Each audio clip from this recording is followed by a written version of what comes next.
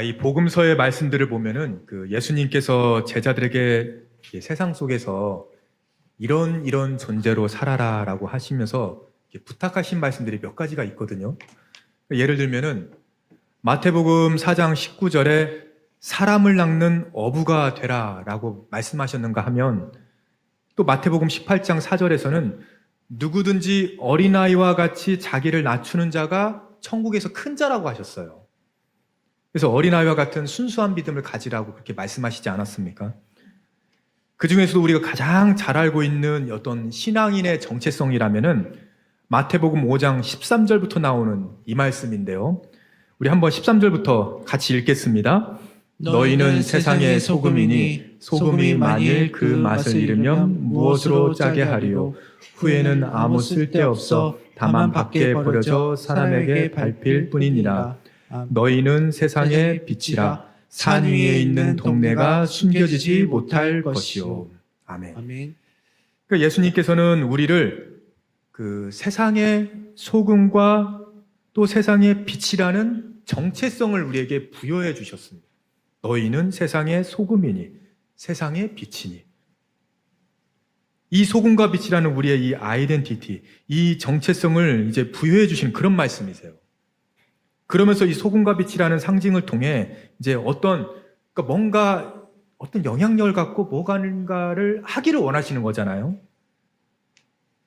그래서 여기서 말하는 빛은 단순히 어두운 지하실을 밝히는 정도의 그런 정도의 빛이 아니라는 겁니다.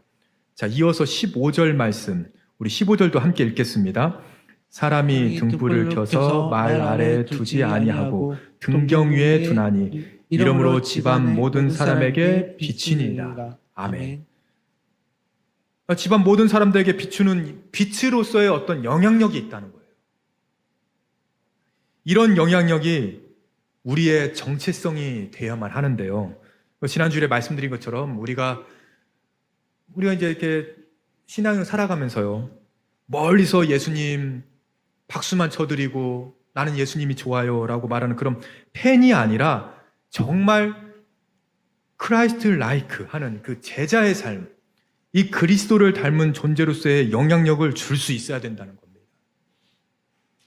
실제로 2026년 6월 달에 코로나 1차 대유행을 지나서 그때는 막 장기화되려는 국면이 있었잖아요. 그래서 그때 목회데이터 연구소에서 실시한 코로나19 이후 개신교를 보는 일반 국민의 의식이라는 조사가 있었는데요. 한국인이 원하는 기독교인들의 이미지가 무엇인지 이제 그걸 조사한 거예요, 지금 이게. 그러니까 이 조사에 따르면은 일반 국민이 기독교인들에게 가장 중요하게 생각하는 요인으로 1위가 뭔가 성숙한 인격 77%였습니다. 2위는 높은 도덕성 68%예요, 이게. 3위는 높은 사회 봉사율, 기부하는 것. 이게 나머지 36%예요. 그러니까 우리나라 국민들은요, 한국 교회를 향해서 예배 잘 드리고 안 드리고 있는지, 주일 성수 잘하고 이런 거 보지 않습니다. 성숙한 인격. 그건 어디서 드러나는 거예요? 교회 안에서 드러나는 게 아니잖아요. 세상 가운데. 이웃과의 관계 속에서. 높은 도덕성, 사회 봉사, 다 마찬가지 아닙니까? 한마디로 말해서 세상 사람들은 교회가 얼마나 큰지, 얼마나 영적으로 막 대단한지, 기도 많이 하는지, 이것보다 어떤 도덕성을 가지고 그 어떤 일을 하고 있는 건가, 이걸 더 보더라고요. 물론 교회가 세상 사람들 마음에 들기 위해서 세워지고 사역하는 그런 곳은 아니죠. 하지만 예수님의 이 말씀이요, 너희는 세상의 소금이고 세상의 빛이라. 여러분, 교회의 소금과 교회의 빛이 되라고 말씀하지 않으셨어요. 교회의 소금과 빛과 같은 존재들은 이 자리에 많이 계시잖아요. 근데 교회의 소금과 빛이 아니라 세상에 나가서 좀 소금과 빛이 되라고 하시는 거예요. 세상의 소금과 빛이 되는 그런 교회는 세상 속에서 살아가는 사람들의 마음을 움직여주는 어떤 영향력을 갖게 되더라고요. 집안에 있는 모든 사람들을 비추느니라. 에베소서 5장 8절과 9절 말씀 우리 한번 같이 읽겠습니다. 여러분이 전에는 어둠이었으나 지금은 주님 안에서 빛입니다. 빛의 자녀답게 사십시오. 빛의 열매는 모든 선과 의와 진실에 있습니다. 아멘. 아멘. 저는요, 우리 모두가 정말 이러기를 원해요. 우리는 세상의 빛으로서 우리 안에 있는 이 선함이요, 선함. 우리가 보는 개역개정판 성경으로 보면 이 선함을 착함이라고 나옵니다. 빛의 자녀들은 착해야 된대요. 선함과 의와 진실함에 있어서 세상을 정화시키는 빛과 소금이라는 이 정체성을 뚜렷하게 인식하고 있어야만 되는데요. 이런 관점에서 오늘 본문인 이 창세기 18장의 말씀을 이제 우리가 함께 나누고자 합니다. 이제 오늘 본문은 여러분 우리가 너무도 잘 아는 말씀이잖아요. 그 타락한 도시 소돔과 고모라를 하나님께서 이제 심판하신다는 거예요. 아브라함이 하나님께서 죄악의 도시였던 이 소돔과 고모라를 심판하시겠다는 이 말씀을 듣고는 이 아브라함이 이제 애절하게 이제 기도하기 시작합니다. 자, 오늘 본문 23절과 24절 보시죠. 아브라함이 가까이 나아가 이르되 주께서 의인을 악인과 함께 멸하려 하시나이까. 자, 24절 우리 함께 읽겠습니다. 그 성 중에 의인 50명이 있을지라도 주께서 그곳을 멸하시고 그 50 의인을 위하여 용서하지 아니하시리까. 아멘. 아멘. 아브라함이 의인 50명만 있으면 그 소돔과 고모라를 좀 용서해 주시겠습니까? 아브라함이 이제 제안을 했어요. 그러더니 조금 있다 갑자기 혹시 45명이면은요? 40명이면은요? 30명, 20명이면은요? 하나님 혹시 10명만 있어도 가능할까요? 계속 이러는 거예요, 지금. 그래서 어떤 목사님들은 이 본문을 가지고 이제 설교하실 때 어떤 기도의 중요성이나 중보기도가 이렇게 중요한 것이다. 이렇게 설교하시는 분들도 계시거든요. 근데 다 좋은 것 같아요. 근데 오늘 저는 이 성경의 맥락 속에서 오늘 말씀을 보기를 원하는데요. 오늘 본문의 말씀은 이제 이 18장 바로 앞에 그 아브라함이 할례를 받고 나서 난 직후에 벌어진 일들이거든요. 이 창세기 17장에서 아브라함은 언약 백성으로서의 상징인 이 할례를 받고 난 후에 이제 18장에서 하나님과 두 천사가 나그네로 이제 변장해서 나타나 가지고요. 아브라함을 찾아가게 됩니다. 그리고 아브라함이 단지 할례 받는 것으로만 끝나지 않고 정말 하나님의 언약 백성으로서 살아가기를 원하시면서 어떤 테스트를 하세요. 하나님께서는 일부러 이제 막 지치고 막 피곤한 그런 이렇게 나그네로 변장해서 이제 아브라함에게 나타나시거든요. 그리고 아브라함이 아주 그 정석껏 환대를 하면서요. 이 첫 번째 테스트에서 합격점을 받게 됩니다. 합격했어요. 테스트를 잘 통과했어요. 한 거죠. 그랬더니 이제 두 번째 테스트가 시작되는 거예요. 그게 바로 오늘 본문의 말씀, 바로 이 말씀인데요. 한마디로 말해서 하나님께서는 자, 너 첫 번째 테스트 잘 통과했지? 그러면 이제 초심을 더 회복해야 돼. 이제 우리가 다음 주일부터 창세기 12장을 시작으로 해서 아브라함이 어떤 부르심을 받고 그의 일생이 어떻게 복의 통로가 되었는지를 이제 본격적으로 살펴보게 될 텐데요. 하나님께서 처음 아브라함을 부르셨던 창세기 12장을 다시 한번 그 초심을 잃지 않게 상기시켜 주시는 말씀이 오늘 본문인 18장 18절입니다. 자, 우리 18절 말씀 다시 한번 읽겠습니다. 하나님 아브라함은 강대한 나라가 되고 천하 만민은 그로 말미암아 복을 받게 될 것이 아니냐. 아멘.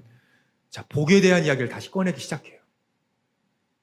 여기에 나오는 이 두 가지 사실 우리가 다 추구하는 것들입니다.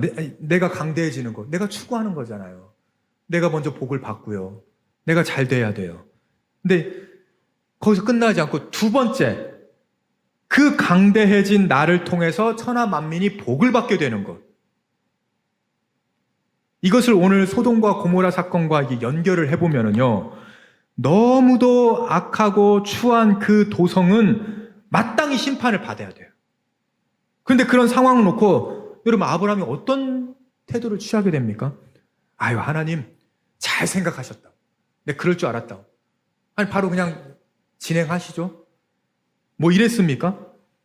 소돔과 고모라를 향한 하나님의 심판을 피하게 해주려는 그 아브라함의 절박한 태도가 아브라함의 2차 테스트였거든요, 이게. 여러분, 우리는 세상에 대한 관심을 좀 더 가져야 됩니다. 우리가 사도행전의 안디옥 교회 교인들처럼 세상 사람들로부터 당신들은 그리스도인들이군요 라고 불리기를 원한다면은 우리 하름교회가 단지 구원받은 사람끼리만 잘 모여가지고 서로 형제님, 자매님 하면서 잘 지내는 그런 모습만 있어서는 안 됩니다. 그거는 세상 사람들 순위에 나오지도 않아요. 잘 지내니까 원래 교회 사람들은. 교회는 구원받은 사람들의 피난처가 될 뿐만 아니라 하나님이 세상을 포기하지 않으셨다라는 증거를 보여줄 수 있는 곳이어야 되거든요. 그래서 교회가 아니라 세상의 빛과 소금이 되어달라고 하잖아요. 아브라함을 보세요. 아브라함은 지금 소돔 안에 있지도 않습니다. 아이고, 자기가 소돔 안에 있으면 그렇게 기도라도 하겠죠. 아브라함 지금 헤브론에 있어요. 지금 소돔하고 상관도 없는 사람이에요. 하지만 소돔을 포기하지 않아요. 그 저주의 땅을, 그 악의 도시를요. 우리 교회도, 여러분, 우리 교회만 지금 하계동에 있을 뿐이지 우리 교회 교인 중에 70% 이상은 이 하계동에 살지를 않으세요. 한 5, 6가정 사시는 거예요. 아예 서울을 벗어나서 사시는 분들도 많이 계십니다. 그래서 엄밀히 말해 우리 교회는요, 더 이상 지역교회가 아니에요. 하계동을 대표하는 교회는 아닙니다. 하지만 우리는 이 하계동을 포기해서는 안 돼요. 왜 그렇습니까? 여기에 주님이 우리 교회를 70여 년 전에 세우셨기 때문에 그렇습니다. 아브라함을 보십시오. 소돔에 닥친 위기 앞에서 오히려 자기 목숨보다 더 절박하게 긍휼을 베풀어 주길 원하시. 자기하고는 아무런 상관도 없는데. 여러분, 우리가 아브라함을 보면서 깨달아야 될 것들이 바로 이런 거 아니겠습니까? 교회는 세상과 구별이 되지만 세상을 향해서 등을 돌려서는 안 된다는 겁니다. 하계동을 향해서 등을 돌려서는 안 돼요. 나 이사 갔으니까 이제 하계동하고 상관, 등을 돌려서는 안 돼요. 하나님이 이 하계동 땅의 노원 지역에 우리 하름교회를요 빼내기 위해서 부르신 것이 아니라 등 돌리지 말고 너희들 빛과 소금이 되어달라고 하시는 거 아니겠어요? 아브라함은 강대한 나라가 되고 천하 만민은 그로 말미암아 복을 받게 될 것이다. 그리고는 그 다음에 나오는 이 말씀이요 바로 19절의 말씀입니다. 19절 보세요. 내가 그로 그 자식과 권속에게 명하여 아브라함의 도를 지켜 의와 공도를 행하게 하려고 그를 택하였나니. 아니, 우리는 아브라함을 통해서 복의 통로가 되게 하려고 택하신 줄 알았는데 의와 공도를 행하게 하려고 택하셨대요. 아브라함을. 하나님은 지금 아브라함을 통해서 강대한 나라를 세우기를 원하세요. 그런데 그 강대한 하나님의 나라의 중요한 특징이 뭐냐면 의와 공도를 행하는 공동체라는 거예요. 이 의와 공도, 새 번역에 보면은요 옳고 바른 일이라고 되어 있습니다. 옳고 바른 일. 의와 공도를 행하는 것은 옳고 바른 일이라는 거예요. 그래서 이 의와 공도를 NIV 영어 성경으로 보면은 right and just라고 해가지고요 의와 공도, 옳고 바른 일 이렇게 나와 있어요.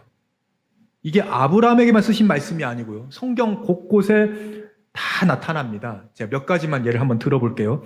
사무엘하 8장 15절을 보면 다윗이 온 이스라엘을 다스려 다윗이 모든 백성에게 정의와 공의를 행하였어요.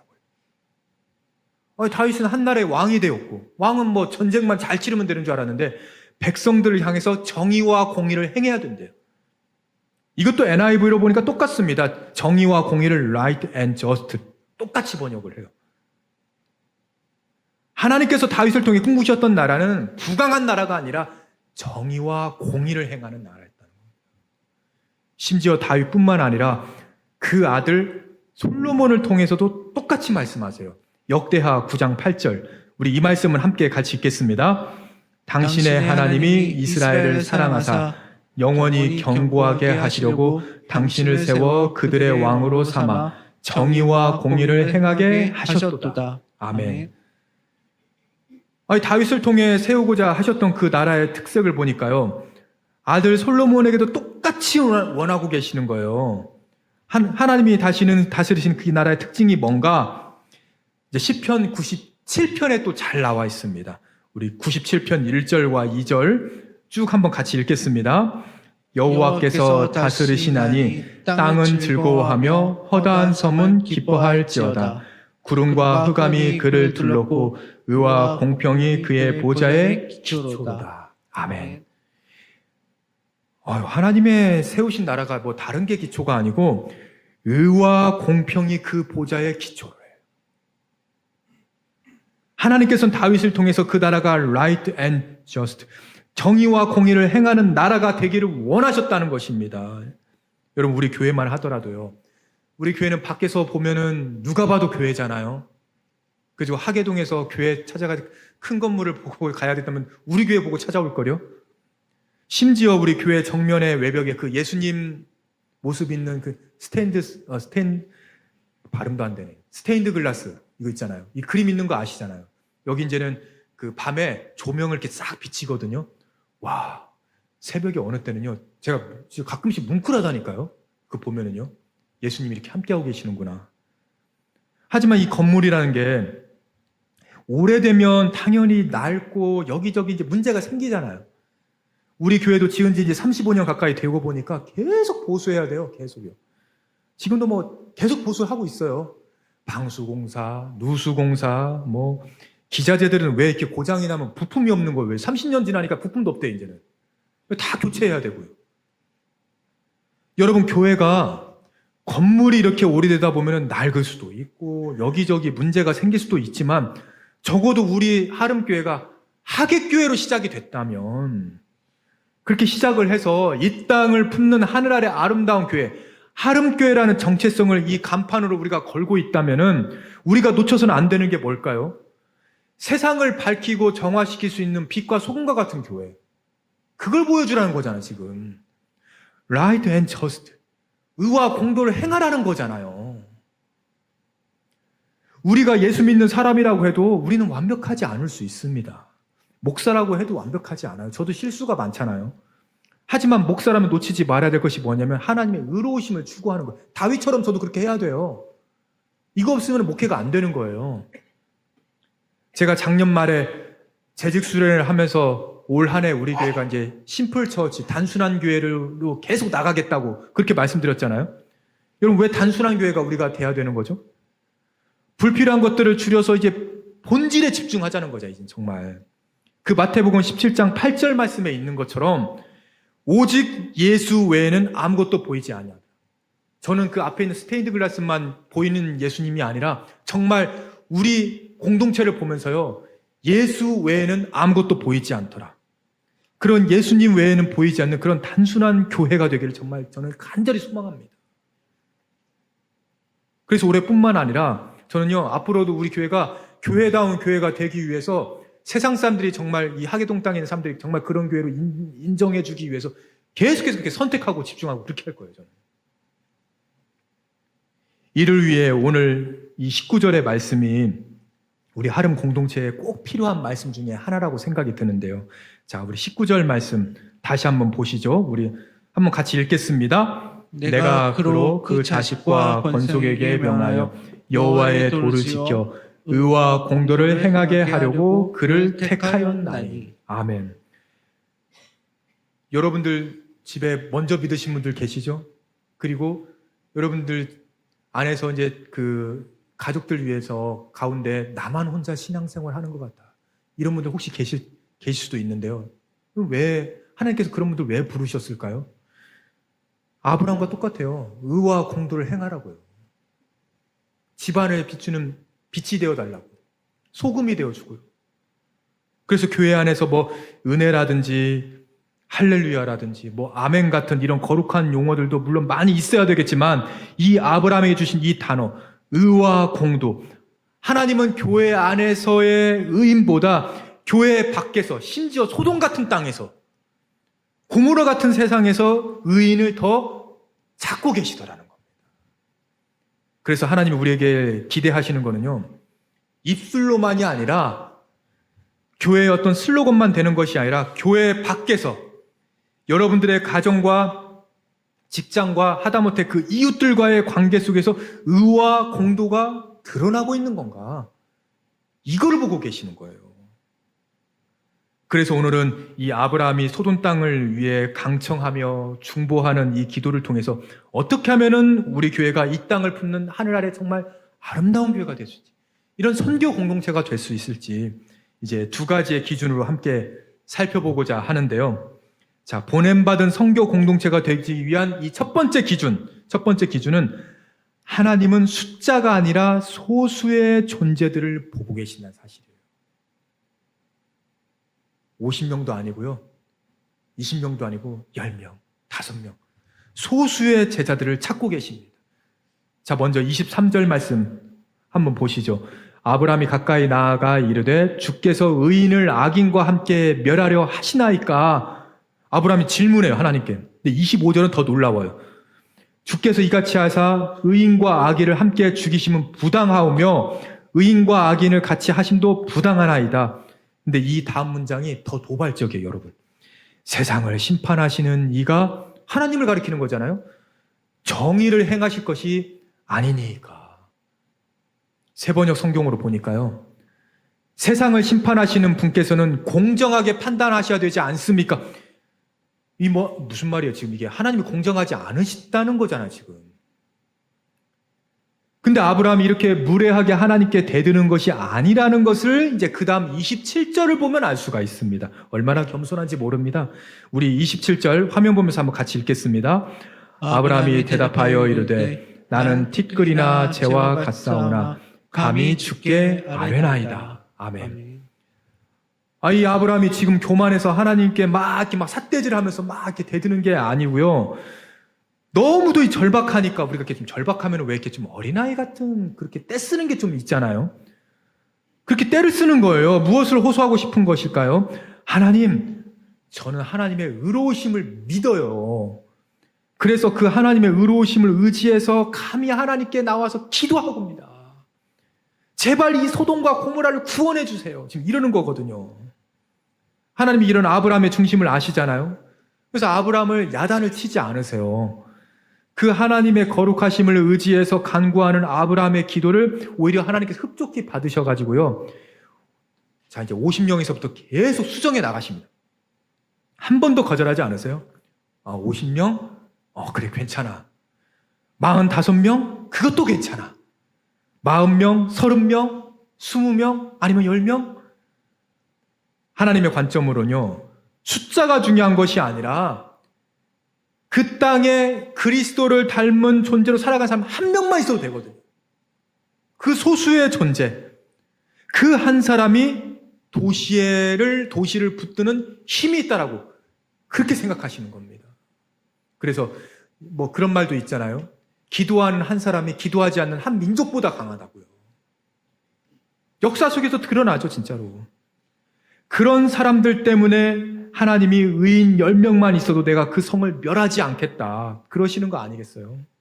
그래서 여러분, 하나님은 도시를 탓하지 않으세요. 이 하계동의 노원구에 교회 몇 개인가 이런 거 세워보지도 않으시고요. 세상의 도시들은 지금처럼 그냥 계속 세속화되어가고 타락해 가는 거예요. 계속. 그 도시에 죄인이 몇 명이 있는가 이런 것은 세지도 않으십니다. 다만 그 도시 안에 있는 교회가 어떤 사람들이 모인 교회인가? 그 하름교회 안에 어떤 사람들이 모여 있는가? 의인이 몇 명이 있는가? 아브라함 같은 사람이 몇 명이 있는가? 이게 중요하더라고요. 가끔 저에게 목사님이 하름교회 부임해서 교회가 얼마나 커졌습니까? 재정이 어떻게 됩니까? 교인이 몇 명입니까? 물어보시는 분들이 가끔 계시거든요. 근데 하나님의 질문은 다르더라고요. 네가 섬기는 그 교회에 내 마음을 아는 의인이 몇 명이 있냐? 의와 공도로 살아가는 사람이 몇 명이냐? 아니, 담임 목사님 너부터가 소돔과 같은 이 땅을 향한 내 마음을 정말 잘 알고 있느냐? 이것부터 물어보신 거예요. 저는 우리 하름교회가 거품만 무성한 그런 교회가 되지 않기를 정말 간절히 소망합니다. 교회의 크기를 자랑하는 것이 아니라 한 사람 한 사람이 하나님의 마음을 알아서 하나님의 의로우심을 의지하는 교회, 그런 성도들이 모인 교회다운 교회가 될 수 있기를 주님의 이름으로 소망합니다. 자, 그런가 하면은 이 보냄받은 성교 공동체가 되기 위한 이 두 번째 기준은 하나님은 판단하는 사람이 아니라 품고 기도하는 착한 사람을 찾는다는 사실이에요. 이 품고 기도하는 착한 사람들. 이사야 42장 3절 말씀, 우리 그 화면에 있는 말씀 한번 같이 읽겠습니다. 상한 갈대를 꺾지 아니하며 꺼져가는 등불을 끄지 아니하고 진실로 정의를 시행할 것이며. 아멘. 자, 여기에도 정의를 시행한다는 말이 나오네 보니까. 근데 우리가 이 구절에서 가장 오해하기 쉬운 표현이 바로 이거 아니겠습니까? 우리는 종종 정의라고 하면은 뭔가 옳고 그른 것들, 뭐 바른 일들, 막 심판해야 될 것 같고 이런 것들 생각하기 쉬운 것 같아요. 근데 그것도 틀린 말은 아닌데요. 성경에서 말하는 정의라는 것은 옳고 그름이 아니라 관계가 회복되는 거예요. 이게 정의예요. 그러니까 성경에서의 의는 하나님과의 바른 관계 속에서 살아가는 거. 그걸 정의라고 합니다. 그래서 욥도 보면은 동방의 의인이라고 불렸던 것이 정의로운 사람이었기 때문에 그런 것이 아니라 하나님과의 바른 관계 속에서 살아갔기 때문에 그래요. 하나님의 마음을 흐르게 하는 것. 이게 정의라는 거예요. 하나님 볼 때는. 사실 인간의 잣대로 보면은, 인간의 정의로 보면 상한 갈대 같은 거는 그냥 빨리 꺾어버려야 되잖아요. 다른 것들 이렇게 침범하지 않도록요. 꺼져가는 등불? 차라리 끄는 게 낫지 않을까? 그래 연기도 안 나고 그러잖아요. 그런데 하나님은 그 상한 갈대를 꺾지 않으시고 꺼져가는 등불도 끄지 않으세요. 오히려 살려내세요. 왜 그럴까요? 이게 예수님의 방식이기 때문에 그래요. 예수님은 늘 실패하고 보면은 상한 갈대 같은 사람들을 다 품은 분이셨거든요. 그 5번이나 결혼에 실패했던 그 사마리아 여인 버리지 않으셨습니다. 꺾지 않으셨고요. 돌에 맞아 죽을 뻔한 그 가늠한 여인이 있잖아요. 품어주셨어요. 죄 없는 사람 먼저 돌로 치라고. 오히려 그러셨고요. 3번이나 예수님을 부인한 베드로 버리지 않으셨습니다. 판단하고 그러지 않으셨어요. 다 품은 사람들 아니겠습니까? 그 예수님은 완벽한 사람들만 품으시는 게 아니에요. 여러분, 교회는요, 믿음이 충만한 사람들만 모이는 곳이 아닙니다. 가끔 제가 믿음이 부족해서 교회 못 나가겠다고 그런 말씀 하시는 분들이 계시거든요. 마치 그런 거예요. 때가 많아서 목욕탕 못 가겠다고요. 때를 밀려고 목욕탕 가는 거지, 그게 다 때가 많아서 목욕탕 못 간다는 게 말이 안 되잖아요. 믿음이 거의 꺼져가는 사람들을 오히려 하나님께서 찾으시거든요. 그런 사람들. 그래서 오라는 거잖아요. 그래서 그런 사람들 품으라고 하시고요. 그런 이들이 다시 살아나서 숨을 쉴 수 있도록 해주는 곳이 바로 교회 아니겠습니까? 상한 갈대 꺾지 말라고 하시고요. 꺼져가는 등불 끄지도 말라고 하십니다. 오히려 살려내라고 하시고요.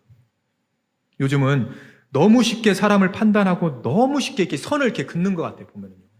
그러니까 교회 안에서도 보면은 저 정도 되는 분이 장로가 돼야지, 저렇게 신앙인이 저 정도는 돼야지, 규모가 이 정도 돼야 교회가 큰 일도 하고 그러는 거지. 그런 판단이 왜 그게 기준이 됩니까?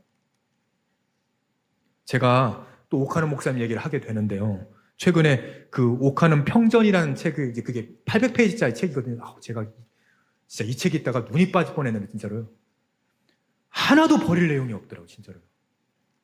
그 책에 보면은 옥 목사님이 평소에 꿈꿨던 교회는 세상으로부터 부름받은 특권만 가진 그런 교회가 아니라 세상으로 보냄받은 소명을 가진 교회가 진짜 교회라는 거예요. 그래서 이런 말이 있더라고요. 지상의 교회가 특권만 알고 소명을 모르는 절름발이 교회가 돼서는 안 된다. 이러시는데 이 절름발이 교회라는 게 너무 제 마음에 다가오는 거예요, 이게.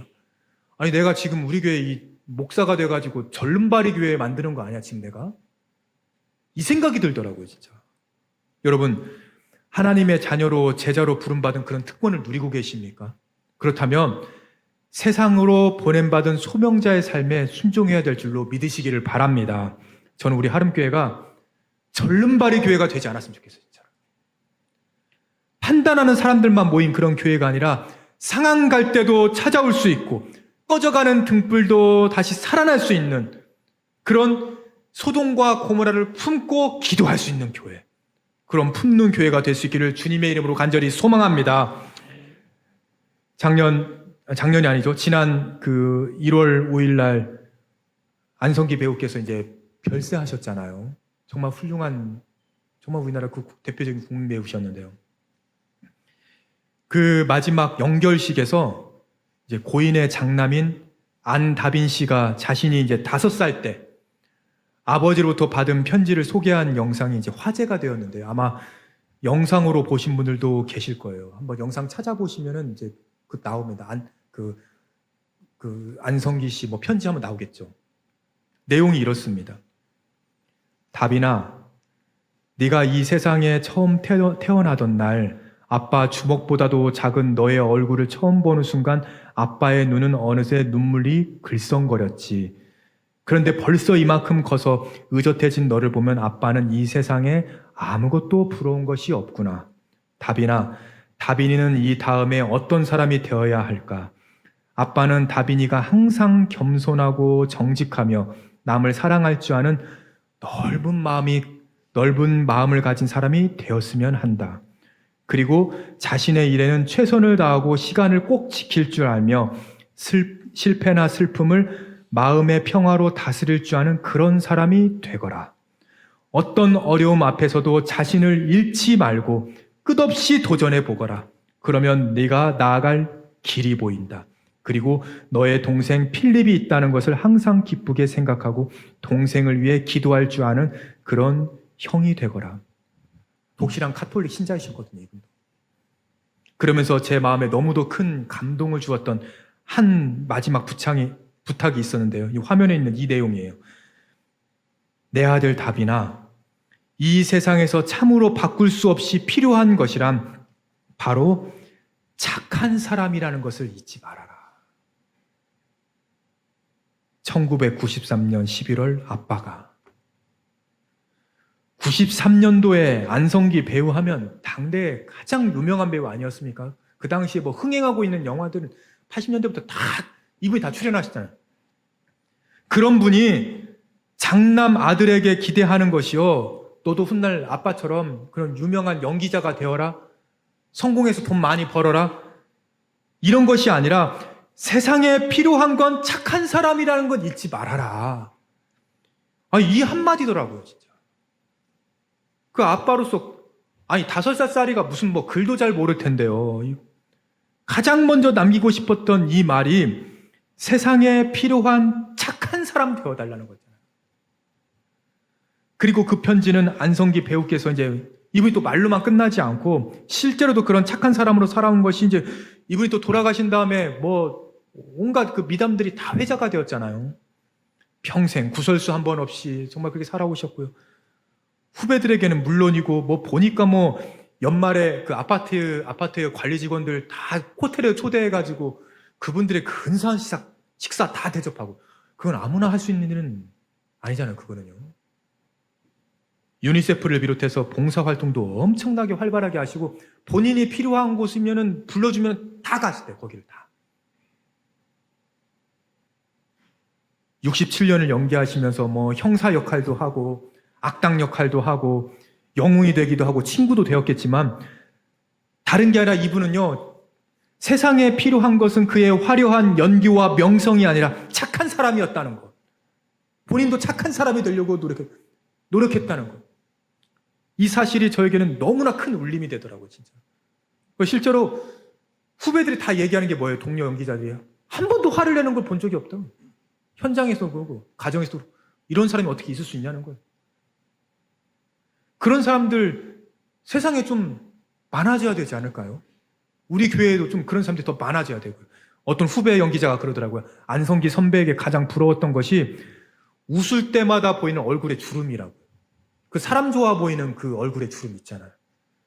저희가 정말 나이가 들어가면 저도 그랬으면 좋겠어요.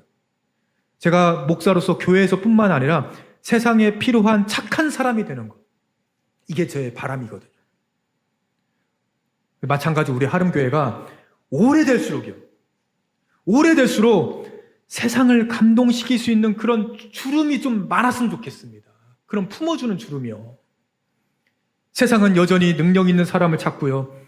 심지어 신앙인들 가운데서도 교회가 커야지 무언가를 할 수 있는 거 아니야? 뭐 그렇게 생각할 수도 있겠지만 하나님은 하나님의 마음을 알고 세상을 품을 수 있는 그런 교회를 찾으시더라고요. 오늘도 찾고 계세요. 오늘도. 사랑하는 성도 여러분, 이 하계동 땅에 그런 착한 사람들이 모인 교회가 좀 필요하지 않을까요? 가나안 출신으로 헤브론에 정착해 살던 아브라함이 소돔을 포기하지 않았던 것처럼 우리 하름교회가 이 하계동에 필요한 착한 사람들의 교회가 되어주면 정말 좋지 않을까요? 아니 70여 년 전에 하계동에 처음 하계교회라는 이름으로 세워주셨는데 너희 교회가 그런 착한 사람들이 모인 교회가 되어라. 세상을 좀 품어줘라. 다 상했다고 그러고 다 꺾어야 된다고 그러고 다 죄악의 도시라고 하는데 마더 테레사가 이런 말을 했더라고요. 우리는 위대한 일을 할 수 없을 것입니다. 다만 위대한 사랑으로 작은 일들을 할 수 있을 뿐입니다. 하나님이 소돔을 향해 찾으셨던 것은요, 위대한 일을 하는 사람들이 아니었어요.